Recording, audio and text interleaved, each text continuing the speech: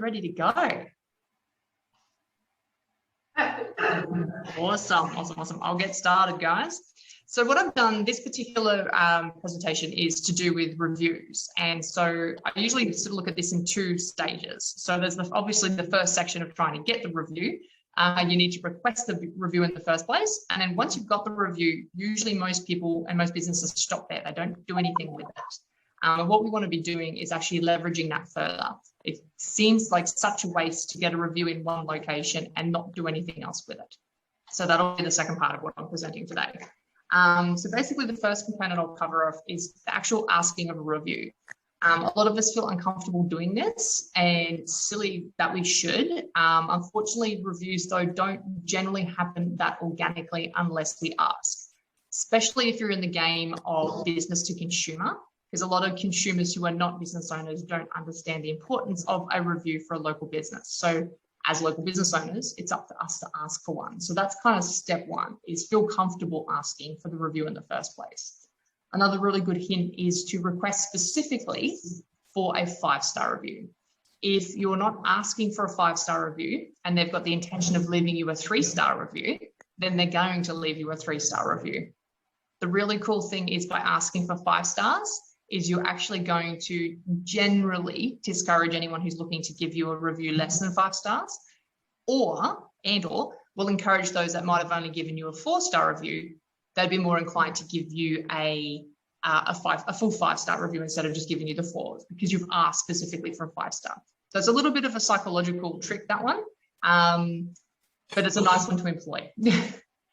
So the second technique you can use is there's a script on our Web-Sta Tech Hub. So you can actually, and I know a few of you are already using that script. So you can modify that script to suit you and your customers. A really good way is only send that script or a similar script to those customers you know who have had a really lovely experience with you, because you're more likely to get more 5-star reviews. The reason we're doing this is so that for the very odd occurrence where somebody leaves you a bad review, I know that Margaret, you've experienced this before, where you've had a case of mistaken identity and somebody has left you a 1-star review, but incorrectly on your profile on, say, something like the Google Map listings. Yes. What you want to be, it's super inconvenient because it drags your average back down. So what you want to be doing there is encouraging as many 5-star reviews as possible, so that in the off chance there's that one random 1-star review, whether it's legitimate or not, your overall average isn't being dragged down. So that's why we bother. So how do we now get this request out there? So we've got the idea of sending a script, and we already know we've got to ask for it. So there's lots of different ways we can ask for reviews. But what we do, the most effective way I've found to get reviews for Web-Sta is to simply send an email. So we have a script that we use, which is not too dissimilar to the one that's on our Tech Hub. That particular review script is quite effective, and basically you're playing the numbers game. So the more requests or reviews you receive, the more reviews you get. Our conversion rate is probably around 75% of people that we send a request to. We actually get about 75% of them do actually leave a review. And what I also do is about a month later, I send that email again with another little scripted response, just so it's super quick and easy for me to do. But another response will say, hey, just wondering if you've sort of overlooked this, because we're all very busy these days. So by reminding people that they haven't left you a review yet, usually I can get like that last little bit of people who haven't yet left a review. So I keep just a Google Drive document of who I've requested, when I've requested, and yes, have I received them. So you can keep a spreadsheet or just a piece of paper that you write out, however you want to record, that's up to you. But I use a Google Drive document, so it's nice and easy for me to keep track of all of that. So an email script is a really good one to do. Another simple way, depending on your customers, is to send a text message. So if you've got a bit of an older audience who are not as tech savvy, but they're kind of used to text message, you can actually include a link inside the text message. And I'll come back to links in a minute. So the reason why that's super handy is how many of us open our emails and leave unopened emails versus how many of us leave unopened text messages. So text messages is a really great way of getting through, usually instead of trying to avoid a very full inbox that people can ignore and overlook your request, not to mention if it accidentally lands in spam, a text message never lands in spam. So most people can't not open a text message. So that's a really good technique if you are struggling to get reviews. So when I come back to links in a minute, you can actually include links in that text message as well. So that's why text is really, really powerful. Another one is to simply ring people, remind people that you would like for them to leave you a review. One of our clients, Hans Electrical over at Bribey Island, does this. After every single job, they do a phone call, a follow-up phone call to see how everything went. And then they actually email through a request for people to leave a review. So they've got hundreds of reviews, all 5-star as a result of doing that. So it's a really effective way of doing it. And it also gives you the opportunity of following up after the job anyway, if that's appropriate for what you do. Another one is on social media. So if you have already asked specific customers on email and text message to actually leave you a review, you can leave more of a generic request on your social media. The risk is that anyone on your social media has access to this link. So, and again, I'll come back to links in a tick. But basically what you want to be doing is that your broader, say, Facebook or LinkedIn audience can have access to whichever link, wherever it is you want people to leave the review.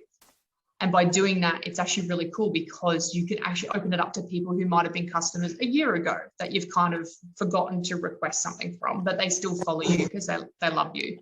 So that's a really nice way of doing it as well. I probably do that once or twice a year, just to sort of see if there's anyone else I can capture along the way, mainly because me emailing and texting directly is a lot more effective. Another one is on a directory.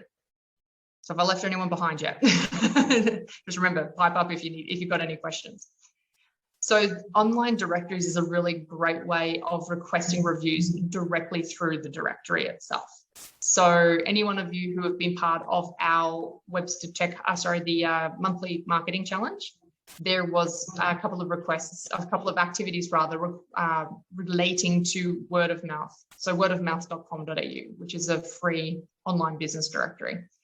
So from within, if you log into the account and you have your listing set up already, which is, have the listing set up for Google reasons, but what you can also do is actually request a review from within that platform 100% for free. So that's a really great way of getting reviews quickly. So the way I use that is when somebody leaves us a review on a different platform. So for example, somebody has left us a review on our Google Map listing. I will copy and paste their review, open up my word of mouth profile, put it in there, because you can there's 2 options for reviews in word of mouth. So you can actually ask specifically for them to say, well, here's your review, and all they need to do is click a button to basically authorize it or to confirm that that is indeed their review.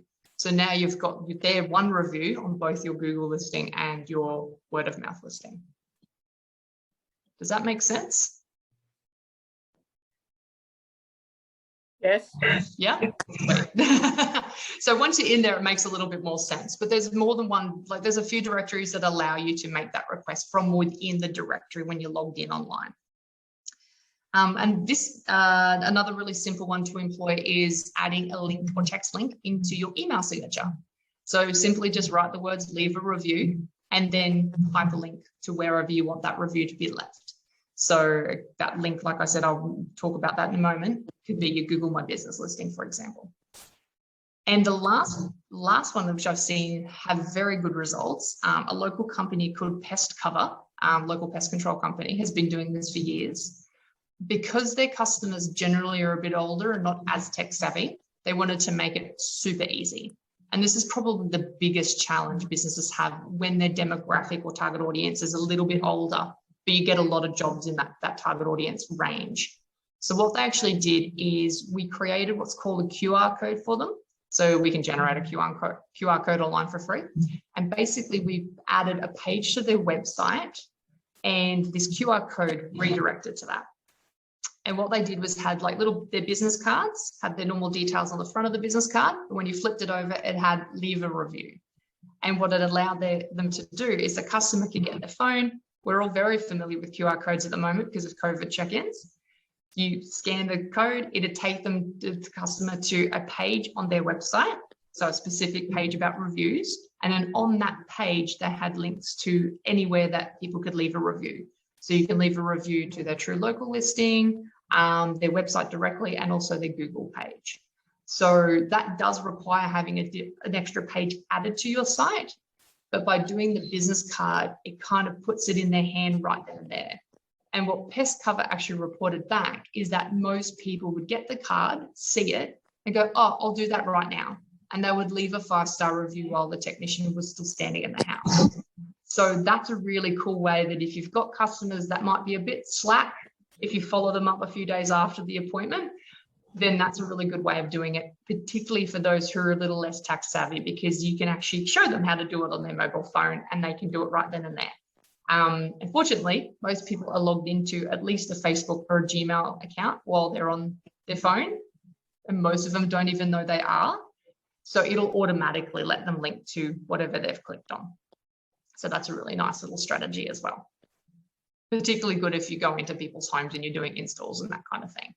Not necessarily, you know, not applicable so much for Alicia and her the business she works for Cool Fog, because it's not quite the same, but for a lot of you guys, that would be really, really appropriate to do. So any questions so far?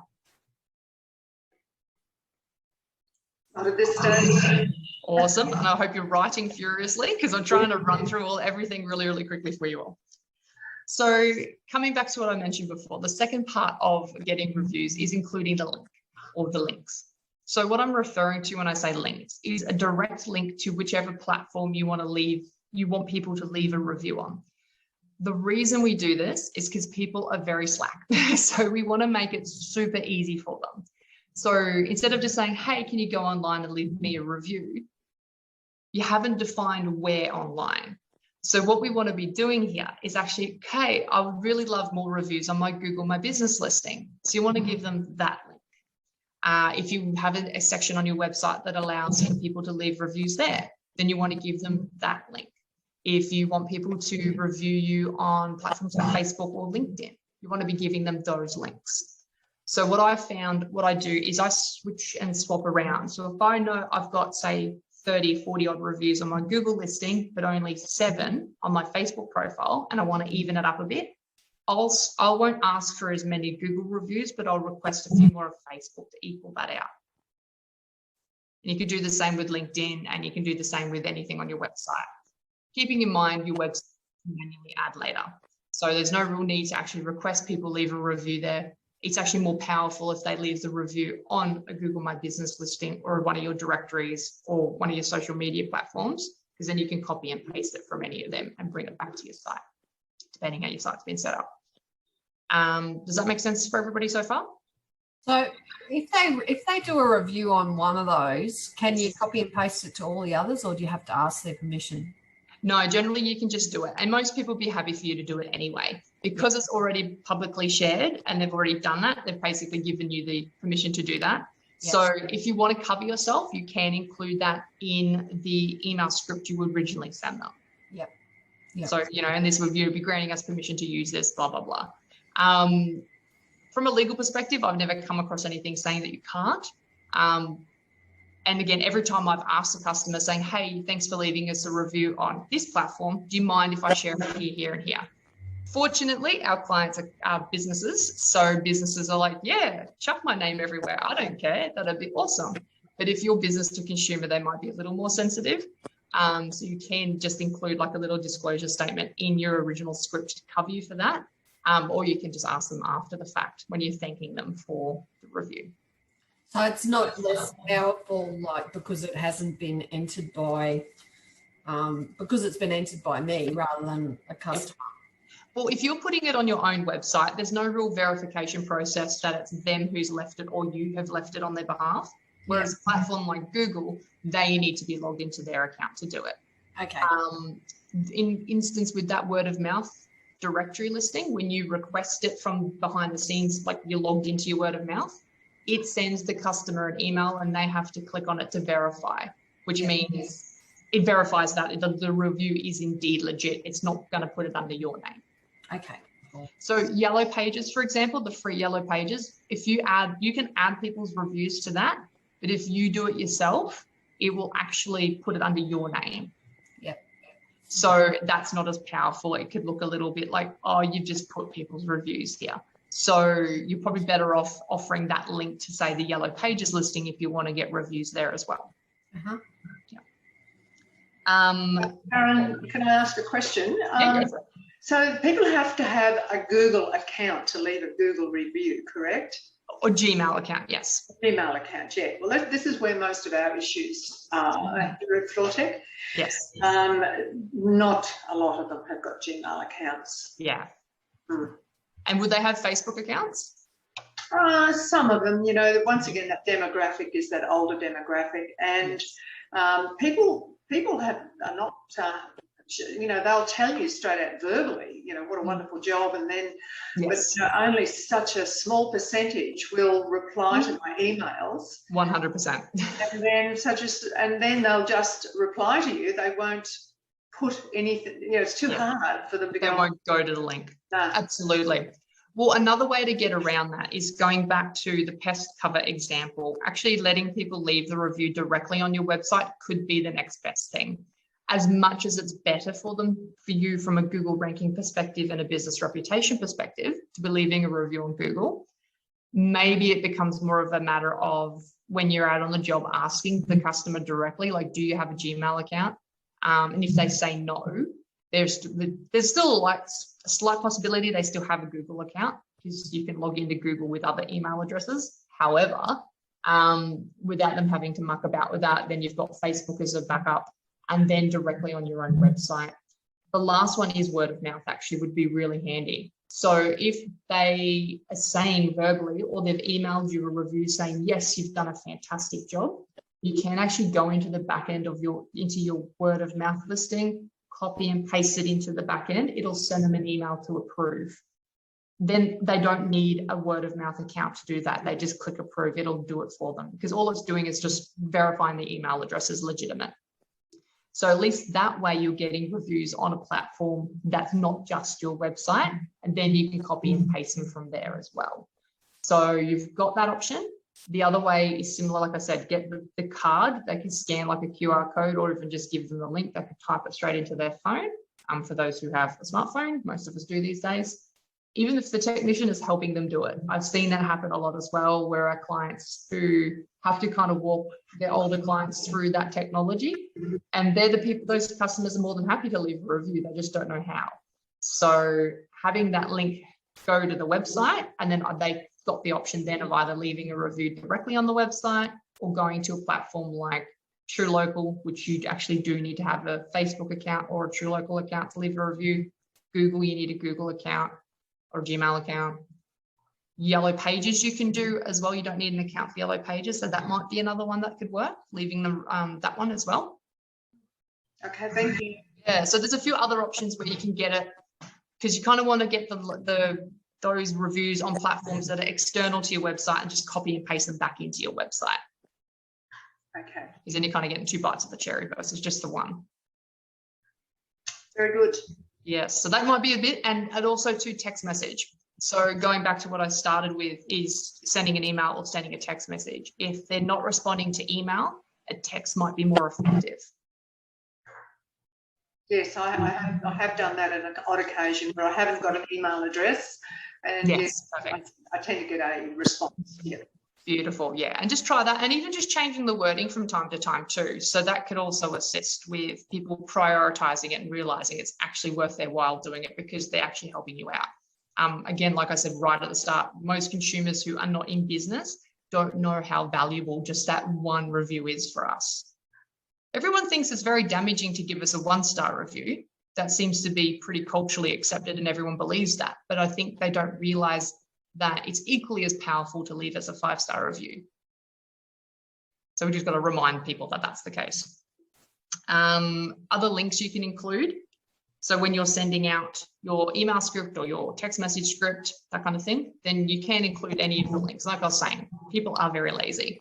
So include the link to your Facebook page if you want to get more reviews there. Send in the links to your LinkedIn profile. Send the links in directly to your Google My Business profile. If you're not sure how to get these links, just flick me an email and I'll get you a little video or something to show you how to do it. But the really cool thing with these is that by putting the link in front of them, they've got one less barrier to entry or one less barrier to helping you out and leaving a review. So that's why we do that.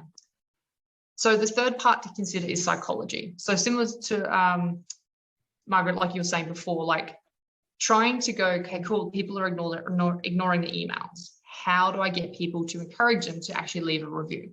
So first of all, we want to ask specifically for a 5-star review, like I said at the start. We want to explain why it's important to us. And while I don't encourage this, but if you're in an industry where it's really hard to get reviews, you may need to offer a bit of a sweetener. So what I've seen work really well is that you can provide a credit to the next service. So that could work really well if you're in the electrical game. So that would work for you, Nick. You could offer people, you know, 20% discount or a $20 voucher for their next service if they leave you a review.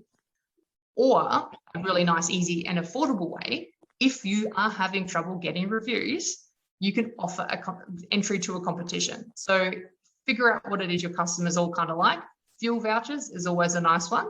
Could be movie vouchers, it could be a dinner voucher. Doesn't have to be your service because it usually costs you more to deliver that in time and energy. So it's actually probably more cost effective if you go out and, you know, get a $50 movie voucher, for example, and then however often you want to draw that. So for everyone who leaves you a review, you can give them a little bit of a carrot to do so and say, hey, you're going to the draw to win a $50 movie voucher once every 3 months. So like I said, I only encourage you doing that if you are struggling to get reviews. It's because of the nature of your target audience. So it's a nice little carrot. And the competition could be super creative. You can do whatever you want there. Like I said, fuel voucher, movie voucher, dinner voucher. What I've done in the past is I've actually gotten a voucher from another Web-Sta client. So kind of doing a bit of cross promotion while we're at it and offering that as the carrot for people to leave a review. So that's another nice little technique you can employ. Good question. Yes. With the offering them something for a review, is it a little bit of a area of legality with buying reviews? Not really, no, because it's going into a competition. Lots of people do it. So for example, I did one today. We use a company called WP Fix-It, and WP Fix-It offer repairs on WordPress sites, basically. So when we have a bit of a technical challenge, we farm it out to an online 24/7 service called WP Fix-It. And what actually happens there is that anytime we leave a review, they give us a $5 credit to go towards the next edit or, you know, technical assist that we require. So it's not necessarily that you're buying it. It just ends up being like they can go into a competition, you can provide credit. A lot of businesses do this, online retail businesses do this. So if you come back as a customer, they'll bribe you with a 10% discount. Is it a bribe? Yes, 100%.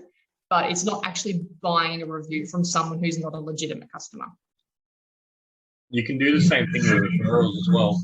100%. Yeah, like offering a referral commission or whatever it is, or going to the draw to win something because you've referred someone else to us. Absolutely. Well, not even a draw. You can do it each time. So, you know, go down and get 2 movie tickets or whatever. Yep. If you get a referral to a job, and the job goes ahead, the person did the referral gets the whatever it is, whether it's the movie tickets or whatever, that you're more likely to convert a lead where you've been referred to by someone than what you are from a brand new lead. 100%. So what I've done, I've got a couple of IT guys that get around and do referrals for us. And so what I do is I just send them a $100 gift card because most of our services are more than $100. So, you know, I can afford to do that. And keeps them happy. They don't necessarily need it. They're not asking me for it, but it's a nice way to thank them for having given the referral in the first place. So very similar kind of strategy or similar kind of psychology if you're looking to get reviews. Obviously, you're not going to pay someone directly, say, hey, we'll give you $20 if you give us a review. It's more like, oh, we'll give you $20 off your next service or whatever it is you're going to do. Does that make sense? Yep. Perfect. And so let me flip my page. So that's all kind of, that encompasses the whole how to get a review in the first place, which is, you know, there's a fair bit of effort to go in it. But what I suggest you do is proceduralize it. Make it something that just you do once a month or once a fortnight, script it out, test and measure a bit just to see if you've got a high turnover of customers, then using scripts and stuff, you've got a lot more opportunity to refine that. But over the course of 6 to 12 months, you're going to have a really clear idea to go, cool, texts work really well for us, or email works really well, or just putting a post up on our social media once a month with the link to, say, Google My Business or wherever, works really well for us. So add those things into your calendar. I suggest asking for reviews at least monthly if you've got a relatively quick turnover of clientele. If you've got really fast clientele turnover, so for example, this might refer to you, Nick, and also maybe John as well. If you're doing multiple jobs most days or multiple jobs in a week, then, and I suppose even yourself, Margaret, you might be doing this as well. So what you could be doing is actually sending those requests out a day or two after the fact you've done the job. So that's a nice way of doing it, just to make sure it just becomes part of your normal business administration. Because all what's going to happen, say, for example, you've done 10 jobs, 7 of those people or 6 of those people may leave you a review. All good. Oh, all good. No worries, John. I can see your message here. And then perfect. So basically what happens there is you basically, like I said before, it's a numbers game. So just say 5 people out of 10 leave you a review. What you want to be doing there is then, what was I going with that? Mental blank. You want to be then making sure that those requests are pretty spread out, because otherwise what happens, and I mean, I'm very guilty of this, I'll have a really beautiful run of, say, 10 or 20 really good quality 5-star reviews in the course of a few months. And then there'll be like a 6-month period where no reviews have been left because I've been busy. And then I have another like 5 or 6 5-star reviews. And there seems to be a gap. So if there's any consumers paying attention to that, they're going to see a gap in your review history. So making sure you spread them out over every month and making sure those review requests are consistent. And whenever I have a month when, like for us, for example, we may launch 10 websites in a month, but we may launch 2 websites in a month, depending on how our projects are going. So what we do is I use that opportunity on those quieter months when I haven't got many new people to request a review. I go back and remind those people who have not yet given us a review to do so. So I'll re-forward that email to them that I sent to them a month or 2 months ago to say, hey, just double checking, blah, blah, blah. So that's a nice way of doing that, just to make sure you've got this nice consistent flow of 5-star reviews coming through, particularly to Google listing and things like Facebook and LinkedIn. So by doing that, you're just putting yourself back in front of people too. 100%. It might not be as like prevalent for your business because people don't go and redo their websites monthly, but you know, for anyone that's doing a like a service type of job like ourselves, and that the more you can be in front of people's minds, the more likely you are to get repeat work. 100%.